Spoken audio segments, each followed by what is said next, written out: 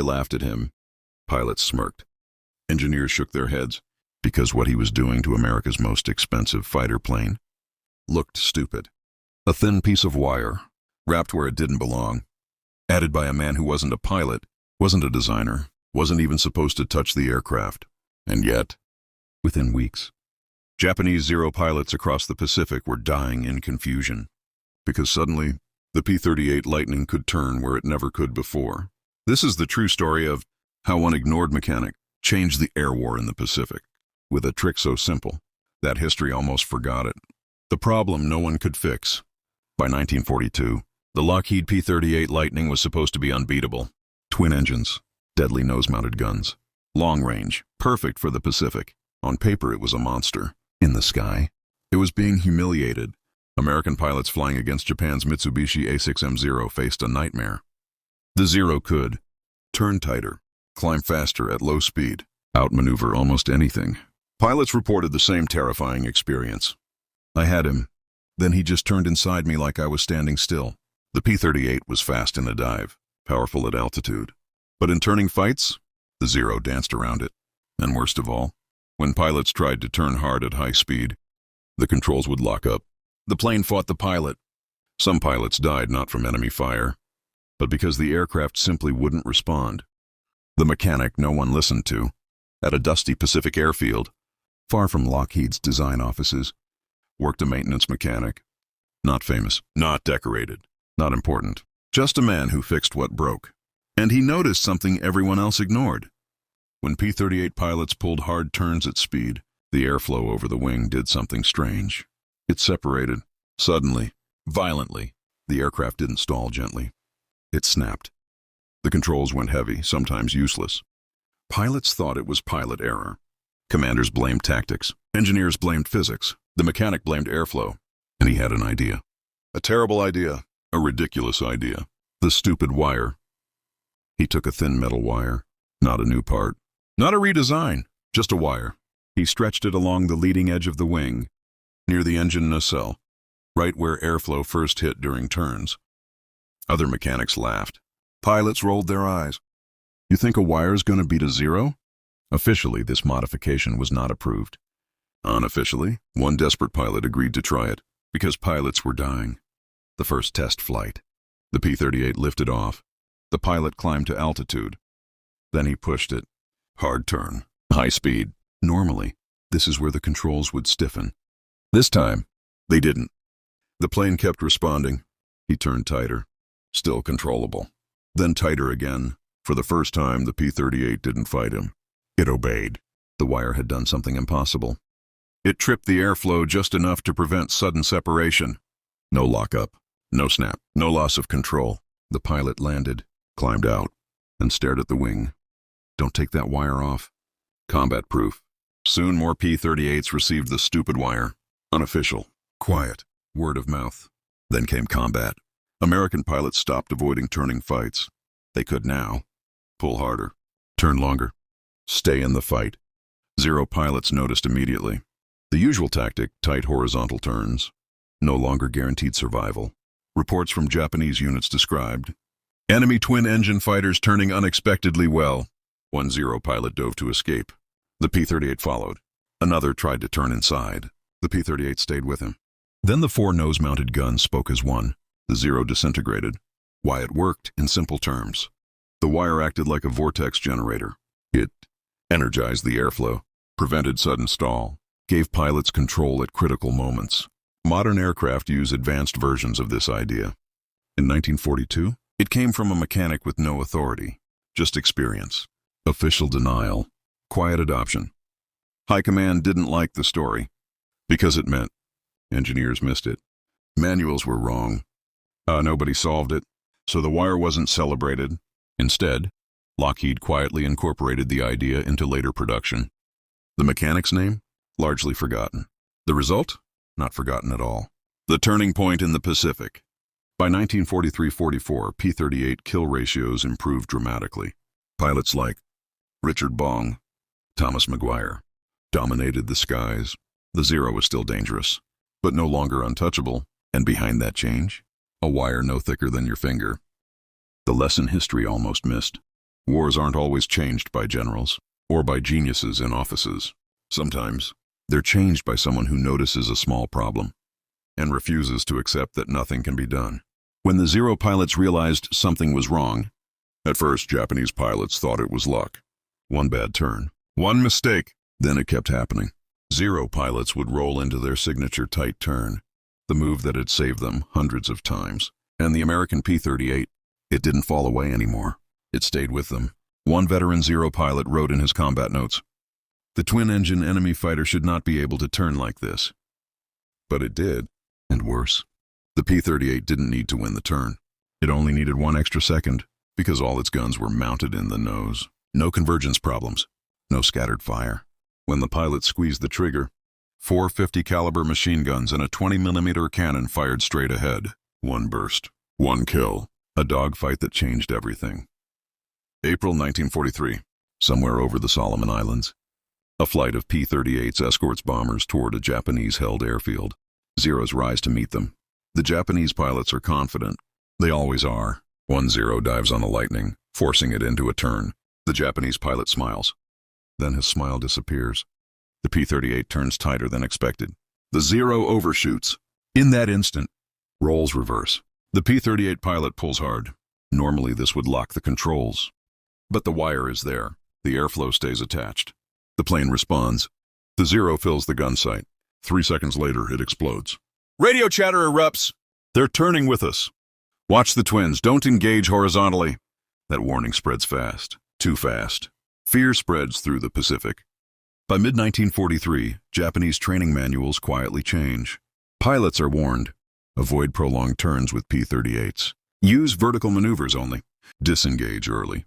This is remarkable, because doctrine rarely changes in wartime. The Zero had been the king of turning fights since 1940. Now that crown was slipping. American pilots feel it too. Confidence rises. They stop running. They stop diving away immediately. They fight. Why the P-38 became deadlier than ever. The wire didn't make the P-38 more powerful. It made it predictable. And that mattered more, because now pilots could trust the aircraft, push it harder, exploit its strengths. They learned a brutal truth. They didn't need to outturn the Zero forever. They only needed to deny it dominance. Once that happened, speed, firepower, and durability decided the fight. And the P-38 had all three. The ace factor. America's top aces noticed immediately. Richard Bong, the highest-scoring American ace of WWII, flew the P-38 almost exclusively. So did Thomas McGuire. They didn't talk much about wires. They talked about control, about feeling the aircraft respond instead of resist. Bong once said the Lightning felt like it could take punishment and still bring you home. That confidence translated into aggression, and aggression wins wars. The mechanic who never got credit. The mechanic? He didn't get medals. He didn't get promotions. In some units, officers quietly told crews, "Don't mention where this came from," because acknowledging the truth meant admitting something uncomfortable. That a simple, unofficial idea had solved a problem that experts could not. The wire became standard. Its origin faded. Its impact did not. The modern legacy. Today, look closely at modern fighter jets. You'll see vortex generators, flow control devices, leading-edge modifications, all descendants of the same idea. Control the airflow, and you control the fight. That lesson was paid for in blood, aluminum, and fire over the Pacific. What this story really means. This story isn't just about airplanes. It's about war under pressure, about how innovation doesn't always come from authority, but from observation, from someone who refuses to say, "That's just how it is." When Japan tried to steal the secret, war has a way of exposing truth. By late 1943, Japanese engineers knew something had changed. It wasn't pilot skill. It wasn't luck. It wasn't American propaganda. Captured reports were clear. The P-38 no longer loses control in high-speed turns. For a nation that once dominated the skies with the Zero, this was alarming. So Japanese engineers began asking the same question the Americans once had. Why? The captured wreck. On a remote Pacific island, a damaged P-38 made a forced landing. The pilot survived. The aircraft did not escape Japanese hands. Engineers swarmed it. They inspected engines, control surfaces, wings. At first they saw nothing special. Then someone noticed it. A thin, almost meaningless detail, a wire, running along the wing's leading edge. Not part of the original design, not cleanly installed. It looked improvised. One engineer reportedly said, "This cannot be the reason." But war teaches humility. They took notes. They sketched it. And they decided to try. The Japanese experiment. Back in Japan, engineers attempted to replicate the modification. But here's where things went wrong. They misunderstood why it worked. The American wire wasn't about strength. It was about airflow timing. The Japanese version was placed too far forward, too thick, too rigid. They believed more effect was better. It wasn't. The test flight that ended in silence. A Zero prototype took off. Pilots were hopeful. If this worked, it could restore dominance. The aircraft climbed. It turned. At first, it seemed improved. Then the pilot pushed harder. The airflow didn't gently reattach. It shattered. The wing stalled violently. The aircraft snapped. There was no recovery. The Zero struck the sea at full speed. The radio went silent. Why it failed? The Zero was built light, too light. It relied on extreme maneuverability, perfect airflow, minimal margins. The American P-38 could tolerate experimentation. The Zero could not. Where the P-38 gained control, the Zero gained chaos. Japanese engineers understood immediately. They were pushing an aircraft already at its limit. A shift that couldn't be undone. By 1944, Japan faced an impossible reality. American fighters were faster, heavier, more forgiving, and now smarter in design. The Zero, once feared, became vulnerable, not because it was bad, but because it could not evolve fast enough. The human cost of innovation. The Japanese test pilot's name? Lost to time. No memorial. No recognition. Just another man erased by war's urgency. Innovation saves lives, but it also takes them. Why simple ideas are the most dangerous. The wire worked because it respected physics. The Japanese version failed because it fought it. That difference matters. In aviation, in VAR, in history. The final irony. The Zero entered the war unbeatable. The P-38 entered flawed. The Zero stayed mostly the same.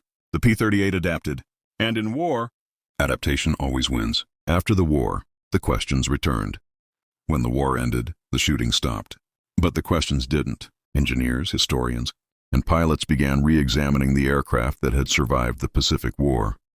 And again, the P-38 drew attention. Not because it was perfect, but because it had changed during the war. Early combat reports looked nothing like the later ones. Same aircraft, same engines, same pilots, different results. Something had evolved. The secret hiding in plain sight.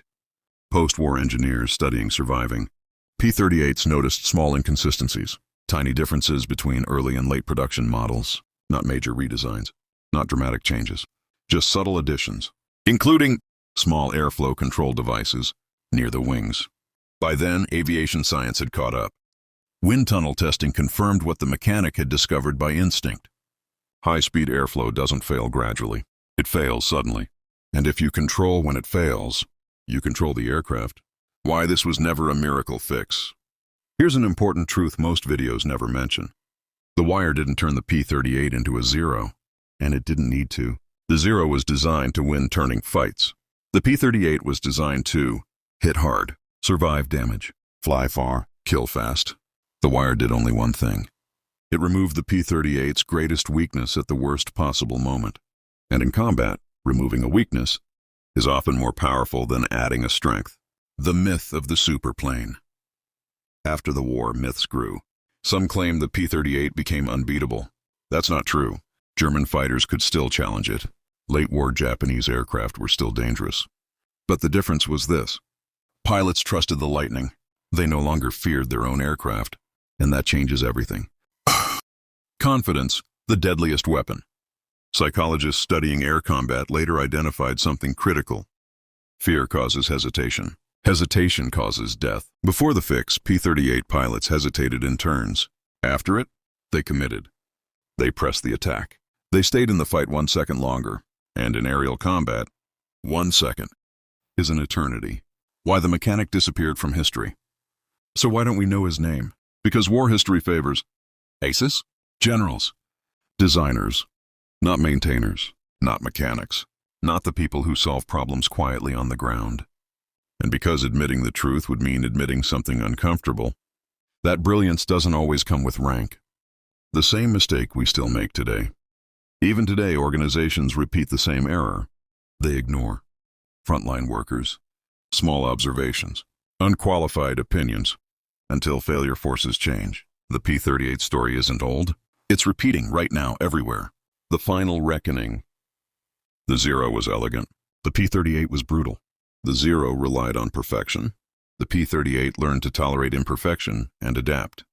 And when conditions change, adaptation beats elegance. Every time, they mocked the wire. They ignored the mechanic. They trusted tradition, until the sky itself proved them wrong. Because in war, and in life, the smallest detail, noticed by the right person, at the right moment, can change everything.